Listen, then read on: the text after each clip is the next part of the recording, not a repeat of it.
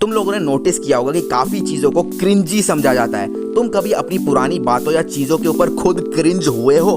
Currently YouTube पे ये cringe culture काफी ज्यादा लंबा चौड़ा हुआ पड़ा है। बट क्रिंज हमारे बारे में क्या बताता है? अगर तुम यूट्यूब काफी टाइम से देख रहे हो तो तुमने ये क्रिंज वर्ड या क्रिंजी बहुत सुना होगा। ये एक वाइडली यूज्ड डिस्क्रिप्टर है जिसे लोगों पे, शोज, गेम्स, काफी चीजों पे अप्लाई किया जाता है। एंड ये क्रिंज वर्ड इतना प्रेवलेंट हो चुका है कि उसने खुद का एक सब कल्चर प्रोड्यूस कर लिया है नेम्ड क्रिंज कल्चर। एंड ये कोई ऑफिशियल डिफाइंड टर्म नहीं है, बट ये यूट्यूब पे वो सब कल्चर है जो उन लोगों को डेडिकेटेड है जो दूसरे लोगों को मॉक करते हैं। बट ये मॉकिंग यूजुअली हार्मलेस होती है, बट नेवरदलेस एम्बैरेसिंग तो होती ही है। कहा जाए तो पूरे इंटरनेट को क्रिंज वर्ड से एक फैसिनेशन है। अब बेशक वो सबरेडिट ही क्यों ना हो जो क्रिंजी कंटेंट पे डिस्कशन करते रहते हैं, या फिर यूट्यूब पे भरे पड़े हुए क्रिंज कंपाइलेशंस। सो पॉइंट ये है कि इंटरनेट पे क्रिंज कंटेंट की कोई कमी नहीं है, बट रिसर्च में ये पता चला कि क्रिंज कल्चर उन लोगों पे ज्यादा फोकस्ड होता है जो एक हार्मलेस हॉबी कर रहे होते हैं एंड लोग उनका मजाक उड़ाते हैं। इसका एक लेटेस्ट क्लासिक एग्जाम्पल है थारा भाई जोगिंदर ये बोलते हैं कि मैं बवंडर ला दूंगा एंड मैच्योर्ड अडल्ट लोग इसके ऊपर क्रिंज करते हैं। और तुम इस वीडियो को कई बार देख चुके होगे। ऐसी कंट्रोवर्सीज ही क्रिंज कल्चर के सेंटर में तुम्हें नजर आएंगी। एंड आगे बढ़ने से पहले मैं एक चीज क्लियर कर दूं,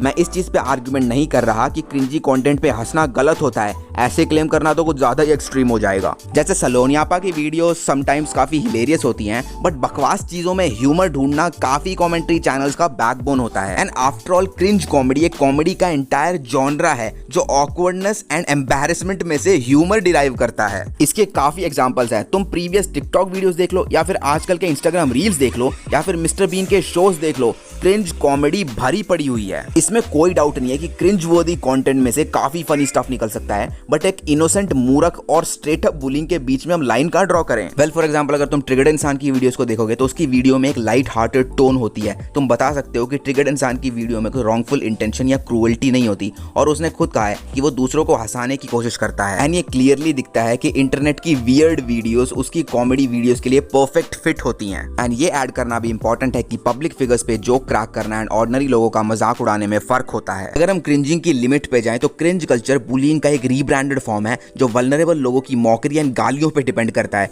या फिर उन बंदों पे जो क्रिंजी होते हैं, या फिर उन लोगों के बारे में जिनके बारे में ये सोचा जाता है कि उनके पास एक ideal sense of self awareness नहीं होती। एंड इसके एक्सट्रीम लेवल पे लोगों की हॉबीज एंड इंटरेस्ट के ऊपर उन्हें अशेम फील कराया जाता है, बट इसके डीपर लेवल पे वो कौन है उसके ऊपर भी उन्हें अशेम फील कराया जाता है। मतलब तुम लोग तो बहुत बढ़िया आदमी हो और एक छोटे से बच्चे की पेंटिंग के ऊपर उसे अशेम फील करा रहे हो। तुम लोग की मम्मियां तो तुम पे बहुत प्राउड होंगी। बट क्रिंज का टॉपिक एंड उसका एक्सटेंशन क्रिंज कल्चर बाहर से देखने से ज्यादा डिफरेंट है, बिकॉज इसमें कुछ पॉजिटिव चीजें निकाली जा सकती हैं। मैं इस पे आर्गुमेंट कर सकता हूँ कि इस कल्चर में कुछ डिसलाइकिंग एक्टिविटीज एंड एक्शंस होते हैं जिसपे क्रिंज रिएक्शन आ सकता है, जिसको सोसाइटी को डिस्करेज करना चाहिए। बिकॉज फॉर एग्जाम्पल अगर एक आदमी मॉल में जाके अपने डाइपर्स के अंदर हगने की किंक पे चिल्लाता रहे तो वो बहुत ज्यादा डिस्गस्टिंग एंड क्रिंजी होगा, एंड मोस्ट प्रॉब्ली बहुत ही ज्यादा बेकार चीज होगी। हालांकि हमें अननेसेसरी मॉकरी और जस्टिफाइड वेपनाइजेशन ऑफ क्रिंज के बीच में लाइन ड्रॉ करनी होगी। बट क्वेश्चन ये है कि तुम लाइन कहां ड्रॉ करोगे? एंड इसका एक सब्जेक्टिव आंसर उस आदमी के एक्सपीरियंसेस एंड वैल्यूज पे डिपेंड करता है जो इसका आंसर दे रहा है।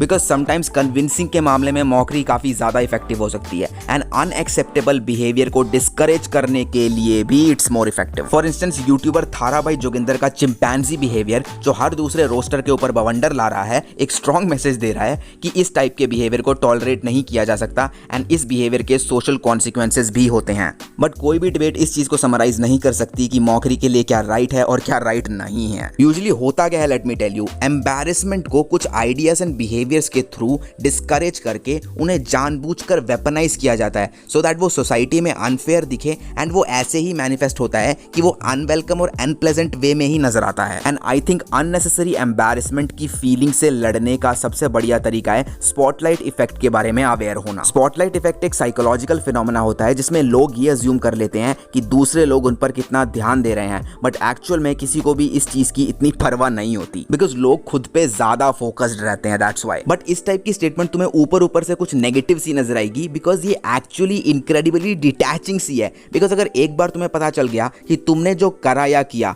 वो रियलिटी में जो तुमने बताया उसके आसपास भी नहीं है, तो एंड यू नो मुझे एक्चुअली में पसंद क्या है, साइकोलॉजी ऑफ क्रिंज। हम लोग क्रिंज होते ही क्यों हैं? क्रिंज से ऑकवर्डनेस तब आती है जब लोग तुम्हारा एक्चुअल वर्जन देख चुके हैं एंड वो कॉन्फ्लिक्ट करता है तुम्हारे उस वर्जन से जो लोगों को तुम दिखाना चाहते हो। एंड अगर ये थ्योरी करेक्ट है तो डेलिकेट सब्जेक्ट्स पे बात करना थोड़ा ऑकवर्ड हो सकता है, बिकॉज लोगों में नॉलेज एंड एक्सपीरियंस की कमी होने की वजह से वो मिसअंडरस्टूड और एम्बैरेस्ड फील कर सकते हैं। बट पॉइंट ये है कि लोग एक इमेजिनरी बैरियर बनाना बंद नहीं करेंगे जो तुम्हें अपनी आइडियल लाइफ से सेपरेट करे। सो अगर तुम खुद के लिए नहीं लड़ोगे तो कोई और कंट्रोल ले लेगा। हम लोग जानते हैं कि हमारी पास्ट लाइफ में काफी एम्बैरेसिंग मोमेंट रह चुके हैं एंड इन माय केस मैं पहले काफी चीजें लिखता था और अब जब मैं उन चीजों को देखता हूँ तो मुझे वो काफी क्रिंजी नजर आती हैं। बट मुझे रिसेंटली रियलाइज हुआ कि ऐसी सिचुएशन में दो कंक्लूजन निकलते हैं। फर्स्ट कंक्लूजन ये है कि जो स्टफ मैंने लिखा वो बिल्कुल भी क्रिंज नहीं था, मैं फालतू में ही ओवर क्रिटिकल हो जा रहा था। एंड इसी बात को सबसे बढ़िया तरीके से समझाने के लिए इमेजिन कि तुम जो चीज बोल रहे हो वही एग्जैक्ट चीज एक दूसरे बंदे ने बोली एंड जो वर्ड्स तुमने बोले थे वो काफी क्रिंजी थे, बट वही एग्जैक्ट सेम वर्ड्स जब एक दूसरा बंदा बोलता है तब तुम्हें एम्बैरेसमेंट फील नहीं होती है। इससे पता चलता है कि तुम्हारी क्रिंज होने की टॉलरेंस काफी ज्यादा है। सेकंड कंक्लूजन ये है कि जो भी मैंने लिखा वो एक्चुअली में क्रिंजी और एम्बैरेसिंग था, बट उसके लिए मुझे खुद पे इतना हार्श होने की जरूरत नहीं है। मेरे करंट सेल्फ के पास जो नॉलेज है वो मेरे पास्ट सेल्फ के पास नहीं थी और इसकी वजह से मुझे अपने पास्ट सेल्फ पे फॉल्ट डालने की जरूरत नहीं है। ऐसे काफी लोग होंगे जो तुम्हें खुद के लिए अशेम फील करवाएंगे, बट ऐसा कभी मत होने दो, because at the end of the day तुम वही हो जो तुम हो। क्रिंज कल्चर में एक जेनेटिक वल्गर अंडरटोन है। दूसरे खुद को एम्बैरेस कर रहे हैं, उसे हमें देखने में बहुत मजे आते हैं और ये हमारे ह्यूमन नेचर में इनबिल्ट है एंड इसी नेचर की वजह से हम खुद को दूसरों से कंपेयर करते हैं। एंड नॉर्मल बिहेवियर के अराउंड जो सोशल जजमेंट होते हैं जिसपे हम लोग क्रिंज करते हैं, उन पे क्रिंज करने से ज्यादा वो हमारे बारे में बताता है। एपथी और सिनिसिज्म एक कॉमन चीज बन चुकी है और भेड़ चाल में चलना it feels good, right? But societal norms के अकॉर्डिंग चलना कोई रिस्पेक्टफुल चीज़ नहीं होती। Fear of judgement and mockery की वजह से काफ़ी लोग दुनिया पे अपनी छाप नहीं छोड़ पाते। अगर हम दूसरों लोगों की आंखों में क्रिंजी एंड चाइल्डिश नज़र आते हैं और अगर हम उससे डरते हैं तो हम खुद को खो देंगे एंड इसकी वजह से हम अपनी उस एबिलिटी को भी खो देंगे जिसकी वजह से हम अननोन को एज अ एक्साइटिंग स्टफ या फिर पोटेंशियल फियर देखते हैं। तुम वही करते हो जो दूसरे लोग तुम्हें करने को बोलते हैं, but at the end of the life बचता क्या है? एक ऐसी जिंदगी जो रिग्रेट से भरी हुई होती है। क्रिंज वर्दी चीज़ों में अम्यूजमेंट या फिर ह्यूमर ढूंढना कोई बुरी चीज नहीं होती और काफी केसेस में तो ये एक टाइप का नेचुरल रिस्पॉन्स होता है। बट कुछ लोग होते हैं जो इसे काफी आगे ले जाते हैं और लाइन क्रॉस कर देते हैं, फिर वो बुलिंग में चेंज हो जाती है। नाउ इशू ये है कि चीजें किस हद तक आगे जा सकती हैं, इसका आइडिया हर इंसान के लिए डिफरेंट होता है। एंड फाइनली लोगों को उन चीजों को एंजॉय करने दो जो तुम्हें पर्सनली पसंद नहीं है। हम जो वर्ड्स बोलते हैं उसके काफी बड़े रिपल इफेक्ट्स हो सकते हैं जो शायद किसी ने कभी सोचे भी नहीं होंगे। जोक क्रैक करने में कोई प्रॉब्लम नहीं है, बट उसकी तरफ थोड़ा माइंडफुल रहो। एंड समटाइम्स क्रिंजी होना नॉर्मल होता है। आफ्टर ऑल तुम ही अपनी स्टोरी के हीरो हो और तुम ही डिसाइड करते हो कि स्क्रिप्ट कैसे लिखनी है। सो गाइस, अगर तुम्हें वीडियो अच्छी लगी हो तो मुझे कमेंट करके बताना तुम लोग क्रिंज कल्चर के बारे में क्या सोचते हो। और अगर तुमने अभी तक dark side of hall culture नहीं देखी है तो डेफिनेटली लेफ्ट वीडियो पे क्लिक करो। और अगर तुम्हें एल्गोरिथम किल्स का पार्ट 2 देखना है तो राइट वीडियो पे क्लिक करो।